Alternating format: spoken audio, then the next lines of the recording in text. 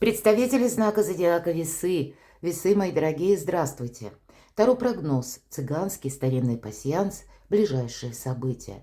Таро на неделю с 10 по 16 марта. Давайте узнаем события ближайшего будущего, что нам подскажут карты.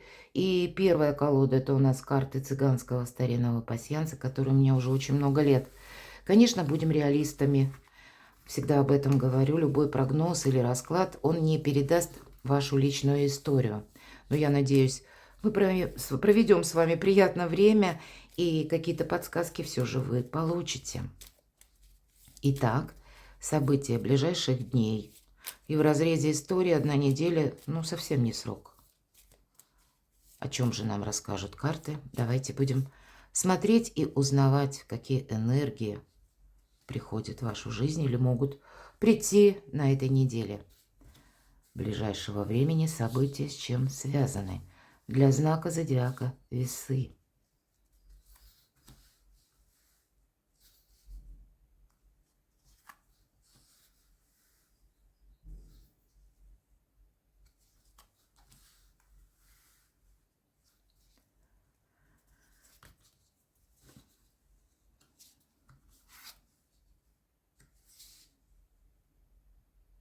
Ну, не вижу пока совпадений. Идем дальше.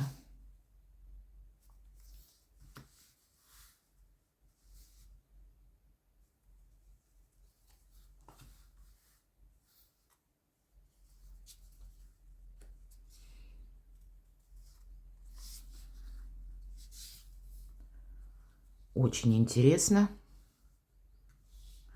И должна сказать, такое редко бывает. Достаточно много карт. Ага, ну, кое-что я прошляпила с самого начала. Вот смотрите, мои дорогие весы, вот это значение, которое сразу перекрывает все остальное, что нам выпадет, или пусть даже не выпадет.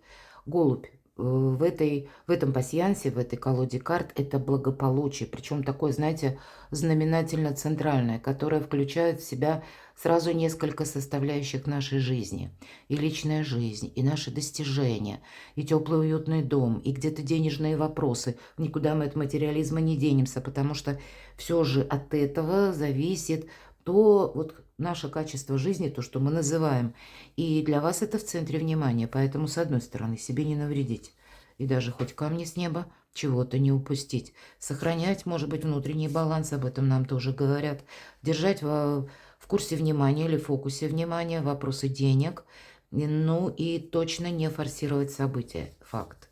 Позволить той ситуации, которая присутствует извне, развиваться самой по себе или делать какие-то выводы. Но посмотрите, вот как в центральной плоскости находится голубь, благополучие, так еще и находится венок. Венок – это радость. И это какие-то добрые такие перспективы нам уже открывает карта. И вы на пороге добрых перемен. Ну вот правда. Знаете, куда-то не поторопиться будет очень важно, потому что мы иногда своей поспешностью, нам кажется, что эх, мы сейчас быстро что-то ускорим, а происходит с точностью да наоборот. Поэтому сохраняйте все то, что вы уже как построили, совершили, или сохраняйте самих себя. Занимайтесь теми делами, вопросами. Для этого очень доброе время. Когда, допустим, вопросы здоровья, и нам не говорят, что вы болеете. Вовсе нет. Но, может быть, пришло время пройти какое-то рутинное обследование. А если действительно вас что-то беспокоит, обратиться к доктору, чтобы о самом себе знать что-то наверняка. В целом, укреплять вот это самое благополучие. И, как мы уже сказали, это все сферы жизни. Но есть еще и радостное событие. Это венок и добрые перемены. Значит, что бы ни происходило вокруг вас, мои дорогие весы, для вас – так или иначе, любая ситуация складывает какой-то очень хороший плюс. Но вам торопиться определенно не следует. И пока с вами говорю, рассматриваю, что еще могло совпасть. Потому что мы можем сложить значение крайних рядов, и у вас выпадают значения скрещенные мечи, это второй ряд, и это внутреннее, как тревога. Это, знаете, с кем-то конфликт. Причем тот конфликт, скорее всего, который уже был. он никуда не делся, но тем не менее он не оказывает влияния на вашу жизнь. Но вы можете, ну, просто об этом вспоминать. Хотя по факту нам карты говорят, это не имеет практически никакого значения. Поэтому внутренне себя сомнениями не разрушаем. Да, больше я ничего уже не вижу. Идем вперед. И первая карта на Таро. А у нас сегодня Таро ангелов-хранителей, поддержки ангелов, неожиданности. А вторую карту я хочу назвать добрые события. Или что вас приятно удивит или обрадует. И к чему все идет. Сфера ваших достижений, денег и работы, профессиональной деятельности. И сфера любви и взаимоотношений. Давайте узнаем, что же там в неожиданностях. Восьмерка кубков или восьмерка воды. Ну, какое-то важное решение вы должны принимать. Или делать выбор. Хотя, по сути дела, это выбор уже сделан. Где-то карта будет говорить о том, что некоторый период наших сомнений, он может присутствовать, но тем не менее мы на что-то решаемся. И это, знаете, как мы уверены уже в собственных силах. Или, может быть, мы уверены в собственной правоте. Мы готовы что-то продолжать, потому что понимаем, что да, в чем-то больше ясности, больше порядка. Одновременно мы можем и завершать, потому что девушка как будто уходит от тех перевернутых кубков, или как та карта, которая была уже проиграна, разыграна, и уже какой-то финал или итог мы получили. И это завершается, завершено. И мы идем вперед. И сам ангел, мои дорогие, выходит вам навстречу. Иногда эта карта символизирует, что мы ищем выход из сложной ситуации, и мы его тоже находим. И значит, вот это благополучие, которое вам выпало в виде голубя, это возможности разрешить, ну, какой-то давний вопрос. Может быть, он сам где-то постепенно, шаг за шагом, нивелируется или приходит к своему итогу. Постепенно какая-то ситуация тоже заканчивается, завершается, и вы на пороге совершенно другого качества жизни. Но это не происходит быстро, и поэтому себя сохранить, как и свои собственные достижения, или в чем у вас сейчас сильная позиция, но и перемены, они тоже будут. Поэтому застрять в каком-то, как в прошлом или в предыдущем моменте, у нас не получится. Нет, нам придется себя перестроить, это точно, в связи с теми обстоятельствами, которые складываются помимо нашей воли. И идти вперед придется. Но это потребует, как и нашего предельного внимания. Но мы словно идем не одни. Сам ангел, ну или силы высшие вам помогают. Вы буквально под защитой, патронажем ангелов находитесь, по крайней мере, на этой неделе, мои дорогие весы. Как добрые события или что вас обрадует? Ну, вас, может быть, как раз и обрадуют вот эти 8 разлитых или перевернутых кубков. Это как вот эти вот 10 жезлов или гора немытой посуды, которая уже, ну, до бесконечности повторялась, и теперь она надоела. Это какая-то сильная усталость, которая завершается. Или вы ее сами завершаете. В этой карте, обратите внимание, у нас есть предмет, который расположен на углу стола, и он даже подсвечен. И девушка у нас есть, которая буквально упала на этот стол от усталости. И явно вот это вот в виде монетки, вот этот предмет, который сияет, сверкает, это то для нее дорогое, то, чего она хотела. Или чем она хотела заниматься, к чему она стремилась. Но ей казалось, сначала я перемою эту гору посуды или эти 10 жезлов, которые изображены в корзине. А вот потом я как раз займусь сама собой или своими делами. Но так не получается. Мы оставили то, что было важно для нас прежде. Мы оставили на потом, а сами включились в какую-то многозадачность. И теперь буквально вот от усталости, от стресса мы словно падаем на стол. Мы чувствуем себя обессиленными. И это значит, для кого-то из вас проиграется, знаете, как последний аккорд в том, что вы на что-то соглашались. Или соглашались на режим многозадачности. Может быть, вы кому-то помогали, а себя ставили на второе место. Или когда вы были в тени, как за кадром. И вас некоторые окружающие, ну, привыкли видеть таким или такой и думали, что так будет всегда. Мы, правда, вставим в чем-то точку. По крайней мере, в том режиме, который нас уже не устраивает, который для нас может означать тупиковую ситуацию. Или, может быть, это и по работе тоже какая-то реорганизация идет. Но, значит, это могут быть добрые вести. К примеру, у кого-то изменение графика работы, изменение руководства на работе или какие-то перестановки, которые происходят тоже во внешнем мире, но они каким-то образом завершают и без того уже вам надоевшую ситуацию. Вы чувствуете буквально освобождение. Потому что прежде вот должно закончиться то, что вызывало у вас усталость, стресс и дисбаланс. Вот это завершается в вашей жизни. И вы, наверное, вот так вот обновление, по сути дела, мои дорогие, и выздоровление. В первую очередь психологическое восприятие. Мы могли быть в чем-то прежде, ну, убеждены абсолютно, что так делать правильно. А здесь больше реальности проясняется. И теперь мы точно знаем, какой же фарватер мы изберем. И пусть этот фарватер зависит целиком и полностью только от вас самих. Но в конечном итоге больше баланса, больше уверенности в самом себе. Это вам все приносит. К чему все идет? Вот нам и карты говорят. Вдохновись, может быть, какими-то взаимоотношениями, потому что очень часто по рыцарю кубков или воды приятные эмоции. Приятные эмоции, романтика, вот конкретно даже так и прописано. Но, с другой стороны, мы не должны что-то и драматизировать. Больше карта говорит о том, что для тебя новые перспективы открываются. Но ты пока еще не строй грандиозных планов или каких-то замыслов. Еще не время, ну, может быть, как основополагающие какие-то свои фундаменты отстраивать вот именно в разрезе этой недели. В этой неделе себя побаловать чем-то хорошо, пожалеть себя хорошо, отдохнуть, мои дорогие, откликнуться на какое-то предложение, может быть, о поездке, или чем-то вдохновиться, вполне вероятно, вот этот предмет, который долгое время, как наша мечта, ждет своего часа. Ну, сколько же можно ждать? Поэтому мы по этой карте, мы по всем этим 3 картам себя ставим на первое место, отнюдь не на второе.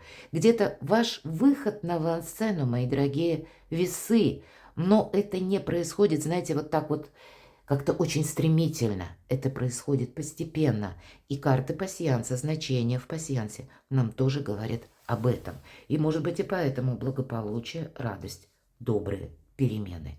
Но от того, насколько это доброта перемен или насколько ваше вдохновение, и ведь это где-то вдохновение тоже идет по рыцарю кубков, оно будет насколько долго присутствовать в вашей жизни, зависит от вас самих.